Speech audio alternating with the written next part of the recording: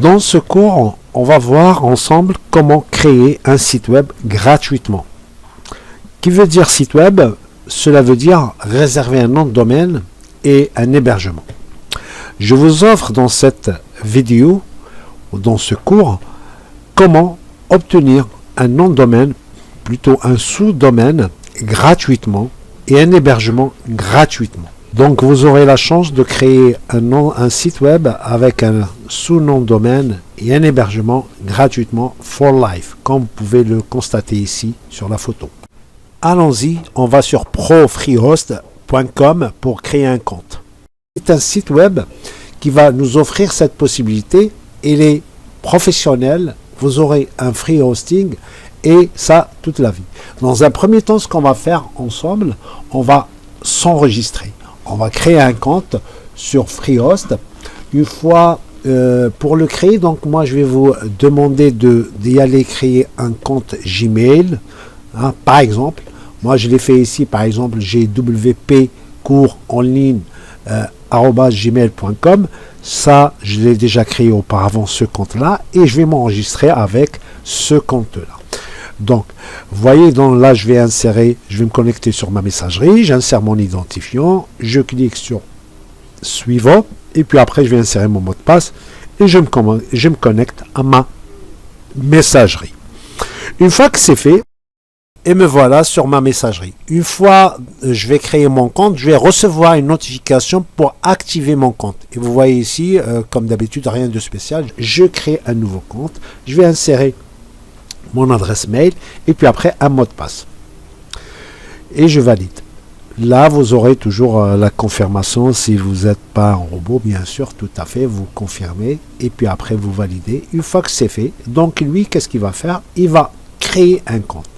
Et là, on a confirmé, donc on reçoit une notification, il nous demande d'activer le compte. Donc, on va y aller sur notre messager, on voit le mail, on a reçu, on clique sur le bouton Activate Account, et là, il nous confirme l'activation de notre compte. Une fois j'ai reçu la confirmation de la création, de la validation de mon compte, je clique sur créer mon compte et là on va créer un nouveau site web où j'insère comme d'habitude WP cours en ligne.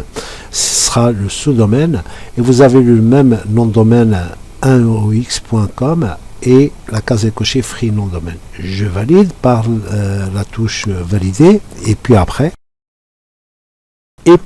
la même chose, je ne suis pas un robot, donc je valide. Une fois que c'est fait, donc qu'est-ce qui se passe?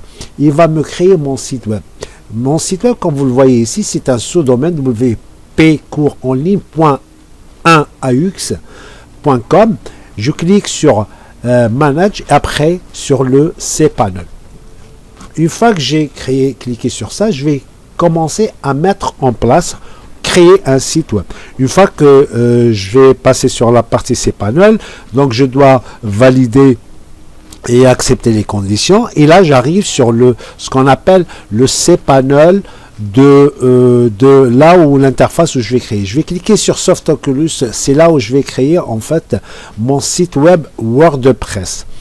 Et là, vous voyez que sur ce logiciel-là, qui fait partie du cPanel, il m'offre une très large possibilité de créer du site web avec des différents CMS.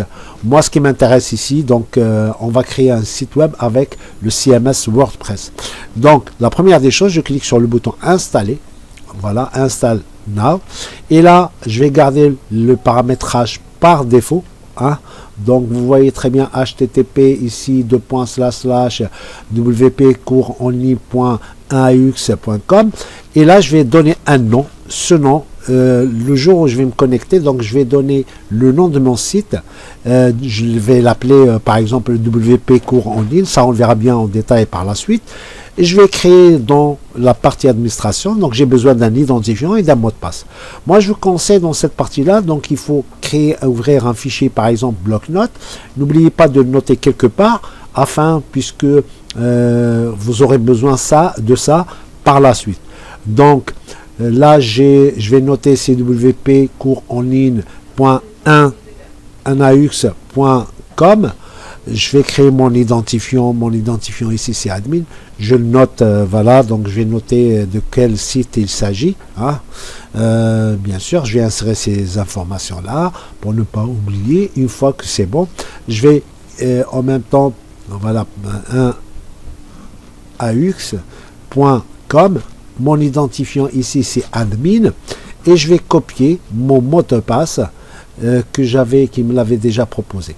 Donc je fais juste, je clique copier et après je vais le coller. Une fois que c'est bon, je vais enregistrer mon fichier bien sûr quelque part sur mon ordinateur pour le sauvegarder, parce que j'aurai besoin de ces informations là par la suite. Je vais renommer CWP en cours en ligne ._-8 login, et je vais enregistrer sur mon bureau. Donc ces informations-là, j'aurai besoin par la suite une fois que je vais me connecter sur la partie administration de mon WordPress. Une fois que c'est bon, je vais choisir par exemple ici, si j'ai envie de choisir changer la langue, je peux le faire par exemple French, français, et puis après vous avez d'autres options. Ici, il me propose plusieurs thèmes. Je peux choisir le thème que je veux, mais bon, moi pour l'instant, ce qui m'intéresse, c'est juste simplement, j'ai envie de garder le thème par défaut. Là, je vous montre en fait justement, il y a plusieurs choses.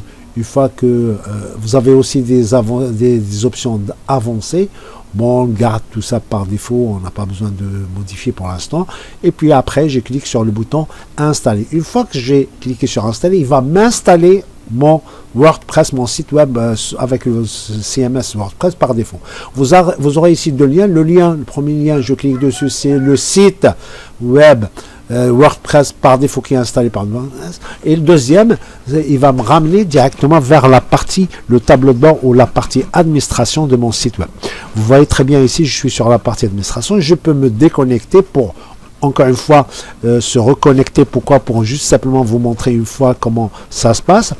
Tout à l'heure, j'avais enregistré mon identifiant qui s'appelle admin. Je vais taper admin et puis après, je vais sauvegarder mon mot de passe. Je copie mon mot de passe et je le colle et je me connecte encore une fois. Je clique sur le bouton login si j'ai besoin de sauvegarder ou pas sauvegarder. En tous les cas, voilà comment j'ai créé et installé mon mot de passe. Je peux, cliquer et installer mon site web. Je peux cliquer sur l'interface pour passer sur le site web, comme je peux revenir sur la partie administration de mon site WordPress. Voilà, donc j'ai fait le tour par rapport à comment créer un site web avec WordPress, avec un nom de domaine et un hébergement gratuit.